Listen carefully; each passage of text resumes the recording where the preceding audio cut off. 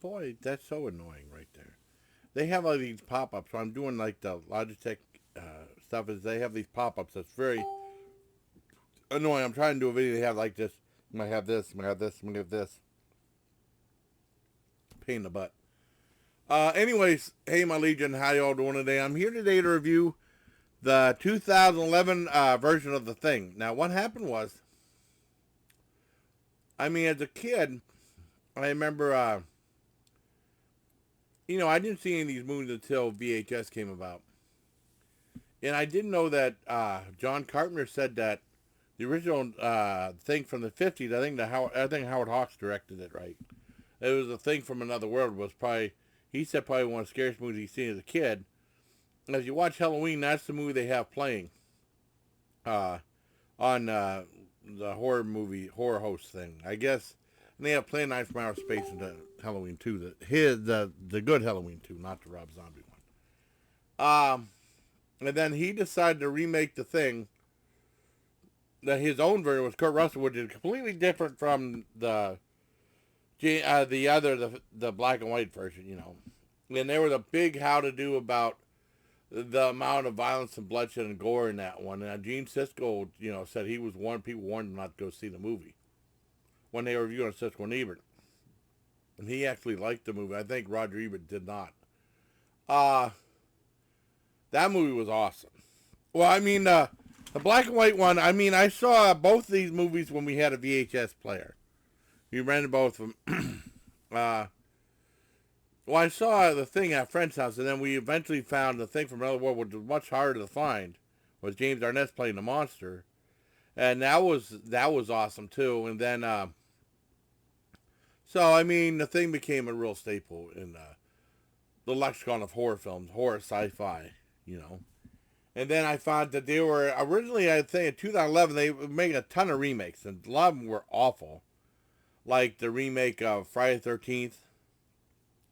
The Rob Zombie Halloween remake, I thought was all right. I didn't like the second one, but it wasn't like, I don't know, it took a while for the franchise to come back after that. Anyways, with Halloween Kills in 2008, but the Nightmare on Elm Street remake was horrible, along with the Friday the 13th one, like I said. And the problem with all the three of those, they try not really with the Nightmare on Elm Street, that was just bad. But they try to humanize monsters too much. And you can't try to explain the monster and stuff like that. It makes them less scary and more relatable. When Jason was teased into, he was drowned, in the Camp Callan. I felt bad for him in the remake, and you know what I mean? Well, I felt bad for him anyways. But, he's the monster. He's a killer. But they made you feel bad. And then they humanized too much. He wasn't as scary. Well, anyways, I think 2011's Thing was, it really says a remake and stuff like that. So I don't know if I want to see it. I have no desire to see it because it can't be better than the John Carpenter one. And that's why I told my dad. I think my dad, because he had, I think my dad actually did see it on cable. And he said it wasn't bad. Now, I know my friend John said it was good, and he said it was more of a prequel. So, okay, cool. And I thought it was just they were going to straight up remake. And after a while, I was kind of curious to see the movie eventually, but I wanted to bust my butt to see it. I found it was included with Amazon Prime. And there's something now saying that Roku might not have Amazon Prime, and that would suck. That would really suck bad if they took that off. Anyways. Oh, what was I going to say? I've been wanting to see it, and then, I found it was available on it with Amazon Prime on Amazon. So I wanted to see it, and I just forgot about it. And I saw it not too long ago, and I thought it was pretty decent. I thought some of the effects were disturbing and stuff, but it just did not have the attitude that John Carpenter's one did. And it made a cardinal sin, and my mistake, that won't give me that. In my heart, I can't give it the rating. I really probably going to give it like a 7, 7.5. I'm going to drop it down to a 6. I'm going to drop it down to 5.5 because it made me mad. There was a situation at the beginning of the movie. Man. See, that's so annoying. I got to take the mouse off the thing. I want to stop recording. The thing that drove me nuts was At the beginning, it was like this Range Rover, or whatever it was, and they were deciding like something was underneath the ice, deep underneath the ice, that turned to be a spaceship, with the monster and stuff, frozen. Well, what happened was they broke through the ice, and the ship went down. It was like this, slanted in between two big things of ice, and they were trapped right there with a spaceship deep underneath. I wanted to see how they got out of that situation.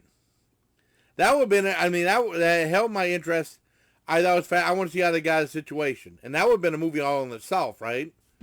And then all of a sudden they just cut to the thing of the thing, and then it is cut to something else like it never happened. That was a cardinal sin. I'm giving it a 5, because that made me so mad.